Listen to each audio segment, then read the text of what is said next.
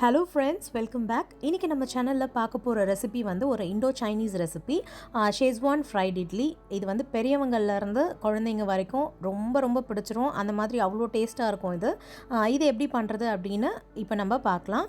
அதுக்கு முன்னாடி நம்மளோட சேனலை ஃபர்ஸ்ட் டைம் பார்க்குறீங்கன்னா மறக்காம சப்ஸ்கிரைப் பண்ணிக்கோங்க. இப்போ இந்த Schezwan fried idli எப்படி ரெடி பண்ணுறதுன்னு பார்க்கலாம்.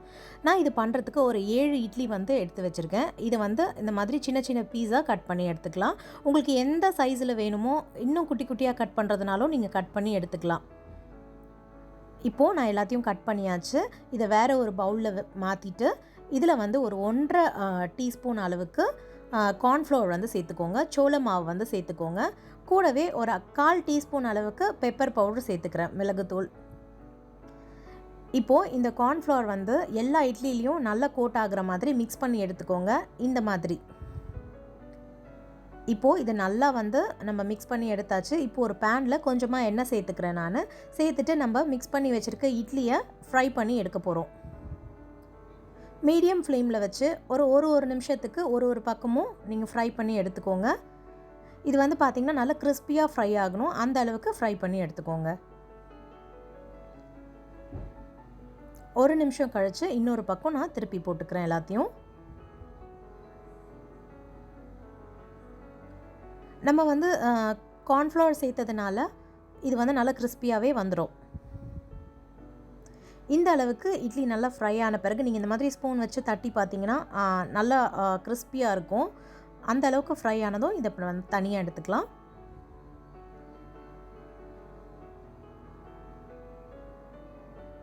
இப்போது எல்லாத்தையும் ஃப்ரை பண்ணி எடுத்தாச்சு. இப்போ அதே பேனில் நான் எக்ஸ்ட்ரா 1 டீஸ்பூன் அளவுக்கு எண்ணெய் சேர்த்துருக்கேன்.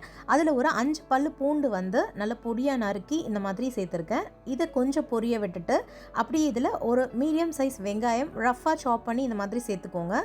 சேர்த்துட்டு இதையும் ஒரு நிமிஷத்துக்கு மட்டும் மீடியம் ஃப்ளேமில் நீங்கள் வதக்கி விட்டிங்கன்னா போதும்.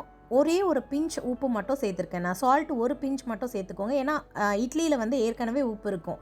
அதுக்கப்புறமா ஒரு பாதி கேப்சிகம் வந்து சேர்த்துருக்கேன். இந்த மாதிரி சின்னதாக கட் பண்ணி உங்களுக்கு எந்த சைஸில் வேணும்னாலும் நீங்கள் வந்து சேர்த்துக்கலாம், கட் பண்ணி சேர்த்துக்கலாம்.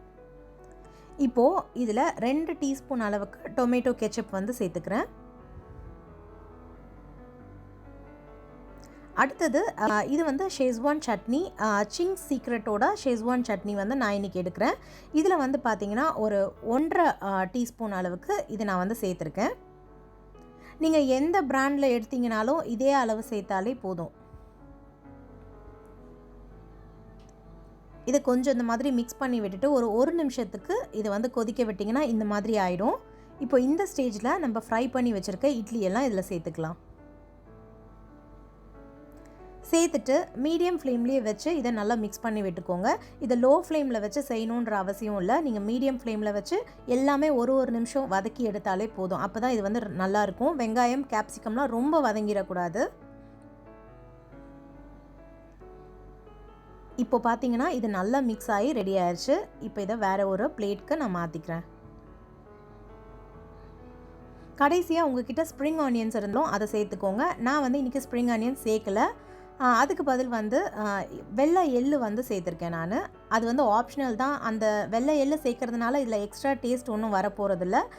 ஒரு கார்னிஷிங்காக நான் வந்து அதை சேர்த்துருக்கேன். நீங்களும் வீட்டில் வந்து இதே மாதிரி ட்ரை பண்ணி பாருங்கள். ஷெஸ்வான் சட்னி வந்து எல்லா இடத்துலையுமே நமக்கு வந்து கிடைக்கும். இங்கே கத்தாரில் வந்து பார்த்திங்கன்னா அந்த சிங்ஸ் சீக்ரெட்டோட அந்த ஷெஸ்வான் சட்னி வந்து ரொம்ப நல்லாயிருக்கும். வாங்கி ட்ரை பண்ணி பாருங்கள். இந்த வீடியோ உங்களுக்கு பிடிச்சிருந்தா லைக் பண்ணுங்கள், உங்கள் ஃப்ரெண்ட்ஸோடு ஷேர் பண்ணுங்கள். நம்மளோட சேனலை ஃபர்ஸ்ட் டைம் பார்க்குறீங்க அப்படின்னா மறக்காமல் சப்ஸ்கிரைப் பண்ணிக்கோங்க. ஓகே ஃப்ரெண்ட்ஸ், தேங்க்ஸ் ஃபார் வாட்சிங். இனி நம்ம இன்னொரு வீடியோவில் மீட் பண்ணலாம். அது வரைக்கும் பாய், டேக் கேர்.